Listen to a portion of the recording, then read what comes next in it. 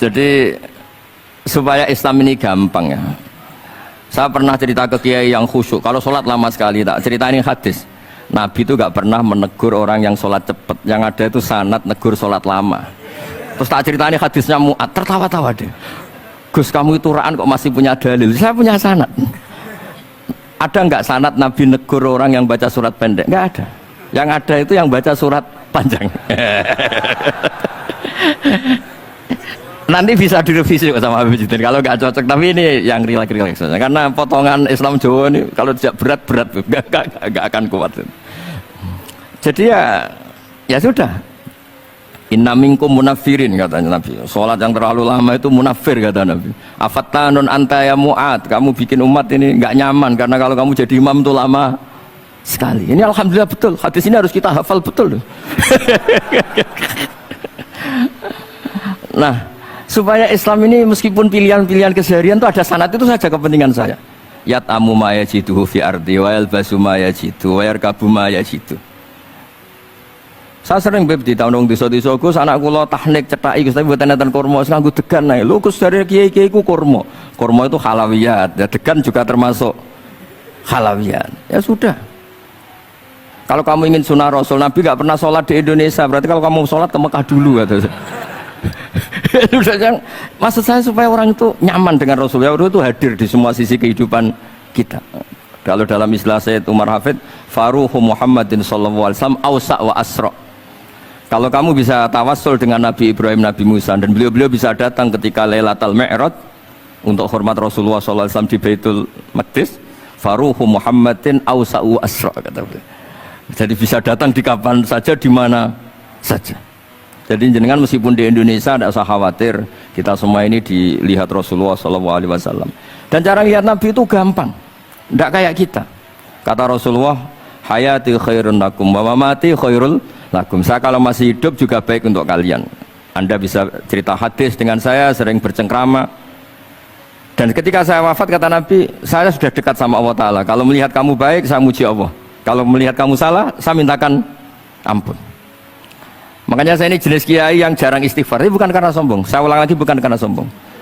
Saya itu pengagum Sufyan As-Tsauri, itu di antara khasnya itu jarang berdoa. Ketika ditanya kenapa kamu jarang berdoa, selagi saya ngajar, kata beliau ini, selagi saya ngajar itu masuk hadis ala khulafa'i rahmatullah.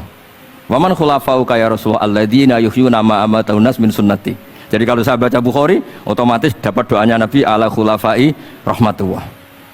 Timbang kamu doakan nangis-nangis gak jelas mandinya, mendingan mulang gitu. Terus kedua, doa hamalatil arsy alladzina yahmiluna al-arsya man hawlahu yusabbihuna bihamdi rabbihim wa yu'minuna bi wa yastaghfiruna. Kita semua sudah diistighfari sama malaikat hamalatul arsy. Rasulullah juga wastaghfir li dzambika walil mu'minina wal mu'minat. Fastighfaru Rasulillah qad kafana wa fawqal kifayah kata beliau.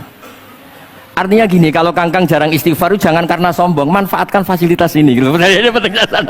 Jadi semua itu jangan sampai kita ada istighfar karena jafa, karena jafatul qalb, karena qaswatul qalb. Enak lah kalau ada fasilitas gitu, ada fasilitas. Itu kalau saya pidato di depan Gus-Gus, kalau di depan Habib Mbak berani, di depan Gus-Gus itu ada yang setengah beling, setengah ada alim, ada yang alim. Terus yang beling-beling pesan sama saya, Gus tolong bela kami maksudnya. Ya kadang-kadang mubalek kan order pesenan itu.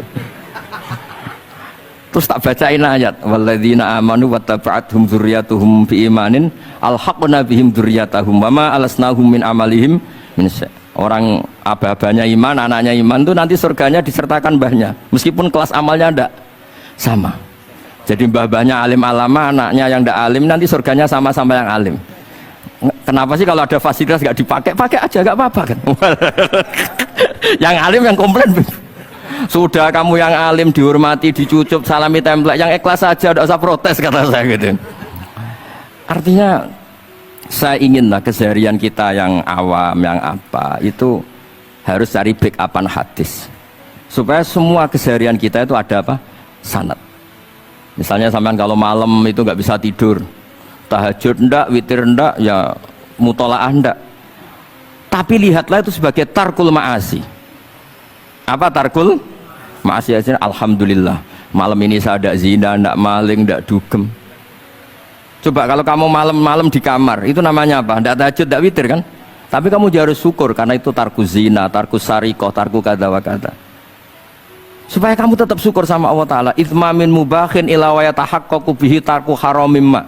Setiap mubah yang kita lakukan pasti di saat itu ada haram yang kita tinggalkan. Makanya dulu banyak orang-orang soleh yang semalaman tuh guyon sampai pagi. Bukan karena ingin urakan, enggak, karena mengalahkan setan. Malam itu godaan mungkin ingin ngintip siapa itu masih kuat sekali. Ingin nonton siapa itu kuat sekali. Terus setan dilawan dengan guyon. Ternyata setelah guyon tuh asik, tahu-tahu pagi dan dutannya selesai. Oh, itu setan bisa setruk melawan orang alim seperti ini. Karena nilainya tarkul masih. Meskipun dengan cara guyon, karena kalau yang cara wiridan itu calon wali, Beb. Kalau yang nggak calon wali ya pokoknya tarkul maksiat. Maksud saya supaya harian kamu yang biasa-biasa saya ini menjadi luar biasa karena ada sanad. Ada apa?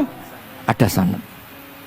Makanya dulu ulama-ulama itu kalau ngelawan setan itu pakai faroh, pakai seneng. Karena setan itu paling seneng kalau melihat orang mukmin susah. Kalau susah terus ngersulo, kalau ngersulo gugat kodok qadar. Disebut innaman najwa minasyaiton liyahzunal ladzina amanu. Jadi setan itu targetnya supaya orang mukmin itu resah. Kalau resah gugat. Pertama gugat orang tua. Ngapain sih jadi anaknya orang miskin? Jadi susah kita kan. Kalau yang nggak mulia ngapain jadiannya parman? Kalau saya Habib kan langsung mulia. Kalau Gus kan langsung mulia.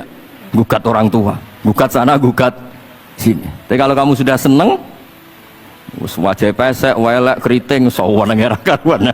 Kan nambah gugat siapa-siapa. Ya sudah, yang kebaik kul bifadlillah birahmati fabidzalika falyafrahu. Jadi saya ingin semua itu senang bifadlillah birahmati, yang rileks, yang saya ini kalau nuruti capek-capek. Tadi malam saya di Mbah Mutamakin, tadi pagi hormat Sunan Kudus. Tadi naik pesawat datang mandi langsung hormat. Kalau itu dihitung capek, capek. Tapi kalau dihitung senang ketemu Habib Jintan, ketemu jenengan, kesempatan seperti ini nggak gampang. Ya sudah selesai. Makanya ini latihan ya, latihan terus. Saya ulang lagi apa, latihan terus supaya Islam itu ada di semua sisi hidup kita. Tuh, saya pernah sering cerita di mana-mana itu. Ada wali itu istrinya cerewetnya bukan main. Wah, itu semua muridnya sudah tak biayai kamu cerai, nanti tak ganti istri yang lebih baik lebih. Nggak mau nyerah alasannya apa? Ini wanita bahaya sekali. Kalau sampai dinikah orang lain, kasihan orang lain dapat musibahnya. Biar saya aja yang ngalami, kata wali itu. Jadi dia ada ingin, makanya ada juga kiai di santri buling di rumah teh. Santri ini nak pindah pondok, ngerusak pondok uang, mendingan pondok kuai. Jadi dia handle. Terus sekarang apa? Dia handle daripada ngerusak pondok orang lain, mendingan pondok saya. Jadi cerita-cerita seperti ini harus kita kaji, supaya semuanya itu pakai sanad ilmu. Sama lihat di kitab Ihya itu, ada bab-bab di Ajaibul Qalb. Apa di bab apa Ajaibul? Di situ kayak apa Imam Ghazali memerankan orang-orang pilihan Allah yang menjadi gampang melihat keseharian. Misalnya gini, misalnya Islam zaman akhir kan katanya tantangannya banyak. Coba kalau baca ayat wa ya'ballahu illa ayyutimma nurah wallahu mutimmu nurih. Agama ini milik Allah, diurus oleh Allah Ta'ala. Islam ke Indonesia itu enggak ditunggoni Nabi. Nabi sudah intaqala ila rafiqil a'la. Kadang di kampung-kampung di Islam nomodin ya jalan karena ini agama Allah. Kita ditinggal-tinggal orang yang lebih baik ketimbang kita. Islam kita tunggui ya jalan, memang ini agama Allah, yang ngurus Allah, kamu tidak usah khawatir. Jadi seneng kita bukan karena dablek, karena yakin jaminan Allah Subhanahu wa ta'ala. Jangan sampai kamu itu seneng karena dablek, karena arogan, jangan. Karena bidomanillah, yakin bidomanillah wa bikafalatillah. Seperti senangnya Sayyid Abdul Muttalib ketika Ka'bah mau dirubuhkan Abraha, ada penyerangan Abraha. Ini yang Mbah Mun sering cerita ini. Wah, itu semuanya kalah. Terus takok, man sayyidu hadhil wadi, siapa tuan di sini? Abdul Muttalib. Abdul Muttalib itu datang dengan wibawanya yang luar biasa. Abraha itu sampai bingung dia. Kalau duduk di singgasana dia disalahkan orang banyak, karena raja kok duduk berdua sama orang yang tidak raja. Kalau Abdul Muttalib di bawah, dia nggak punya nyali karena ada haibahnya Sayyid Abdul Muttalib. Oh, oleh takdim luar biasa. Setelah itu tanya, apa keinginan kamu? Saya tidak ingin perang, saya hanya ingin merobohkan Ka'bah. Ternyata Sayyid Abdul Muttalib jawabnya apa? Unta saya yang 100 lo kembalikan dulu, tidak usah cerita Ka'bah. Kagetnya bukan main Abraham. Kamu ini pemimpin yang nggak bener. Ka'bah itu dinu kawa dinu abaik, itu kan agama kamu. Mau saya robohkan kamu malah bicara unta. Ini kamu itu pemimpin model apa? Jadi saya nyesal hormat kamu, ternyata kamu mental kamu hanya mikir apa? Unta. Tapi jamnya Abdul Muthalib itu unik. Inna lihadal bait rabban hamaluk. Unta itu milik saya, kembalikan dulu. Kalau Ka'bah itu milik Allah, nanti diurus yang punya. jadi dibalik seenaknya itu ada tauhid yang luar biasa. Makanya saya termasuk kiai yang nggak susah kalau mau mati. Kalau mau mati, mati aja. Saya tidak mikir kalau setelah saya ini agama gimana ya, gak gimana mana mau agamanya Allah Ta'ala. Jadi dibalik ya secara lahir kan seenaknya. Ternyata innal hadal bait rabbana hamahu. Kabeh itu ada yang punya, nanti biar diurus yang punya. Nah maksud saya kalau jenengan ini kan insya Allah ndablek semua, kawin ya nggak mikir istri saya nanti makan apa, ya kan? Masa depan kamu ya tidak dipikirkan, warisan nggak punya apa-apa, nggak punya ya sudahlah. Bukan karena dabdeb, karena tawak. Itu saja pokoknya saya ingin ngomong, pokoknya perilaku Anda keseharian itu jadi energi to'at, ya. Perilaku keseharian Anda ini jadi energi apa? Itu saja. Barokahnya kamu ngaji nopo sanat. Itu dulu ada ulama miskin sekali. Itu tiap pagi datang ke gunung paling tinggi, terus dia duduk itu agak-agak angkuh itu. Siapa yang lebih raja ketimbang saya? Terus ditanya, kamu tidak raja kok merasa? Ukuran raja itu tidak ada yang berani nyurus. Di sini juga nggak ada yang berani nyurus saya. Lu itu sudah bisa syukur sampai mati. Karena sekali dia kumpul orang, lihat orang naik Alphard ngeluh, lihat orang punya istri cantik ngenes, lihat apa ngenes, daripada gitu naik ke gunung. Siapa yang bisa menandingi keladatan saya dalam hidup ini? Ana ma'allah wabillah, ngomel-ngomel sendiri. Tapi itu cara dia syukur. Cara dia apa? Syukur. Dan akhirnya betul dia punya sanad. Mangkana aminan fi sirbih mu'afan fi jasadi intahu kuntu yaumi faka'anna ma khizat lahu dunya bihadzafiriya.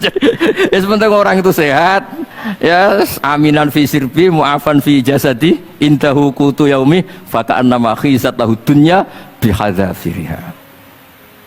Jadi ini madhab saya, karena saya diundang di sini pasti Habib Jiddan juga ingin khas saya. Jadi kalau saya pura-pura tawadhu, pura-pura baik kan kaget. Kenapa Gus Bak sekarang jadi baik kan nanti? Ya ini anggap saja jujur. Ya kok rubah itu. Nggih ngoten mawon mugi-mugi barokah. Assalamualaikum warahmatullahi wabarakatuh. Alhamdulillah tadi sudah kita dengarkan dari Gus Baha yang tetap memelihara orisinalitasnya. Ya.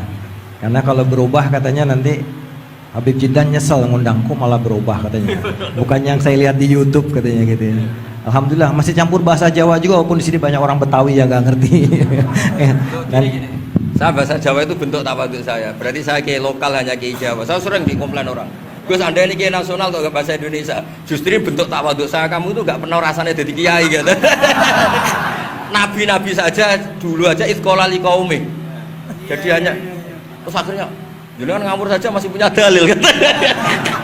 Jadi saya bahasa Jawa itu justru tawadhu saya merasa kiai ya di daerah saya, di komunitas saya. Udah merasa kiai global, kiai nasional. Wong nabi-nabi dulu aja sekolah di kaum, kecuali banyak Habib Jintan ini yang ila kafatil khalq, yang lainnya itu di kaum semua. Sebenarnya saya tidak ingin berargumentasi supaya kamu tahu bahwa pilihan saya itu ada sanad itu aja. jadi ngawurnya aja ada sanad ya Gus ya. Dan memang Gus Baha nggak seperti kiai yang lain ya, mungkin termasuk Kiai Yusuf Mansur atau kiai yang lain. Itu kalau bikin konten kan memang sengaja bikin konten gitu. Kalau Gus Baha lagi direkam aja dia nggak tahu direkam gitu. Tiba-tiba ceramahnya kemana-mana orang denger, terus ngundang-ngundang beliau kemana-mana. Dan yang salah nggak mau tapi terkenal saya ini nyaur utang gitu, kalau duda nggak mau. Iya. Sebetulnya Gus Baha itu yang kita tahu bahwa beliau tidak senang ceramah. Nah ini pasti benar ya, saya nggak disalahin, bayar utang aja, dan hanya mau diundang kepada dengan orang-orang tertentu termasuk Habib Jindan ya, karena takziman wa takriman. Nah itu karena beliau itu nggak mau ceramah, beliau maunya baca kitab. Jadi insya Allah kalau Habib Jindan ngundang lagi baca kitab, insya Allah beliau mau datang lagi. Insya Allah. Kayak Yusuf Mansur giliran besok ngundang ke Darul Quran.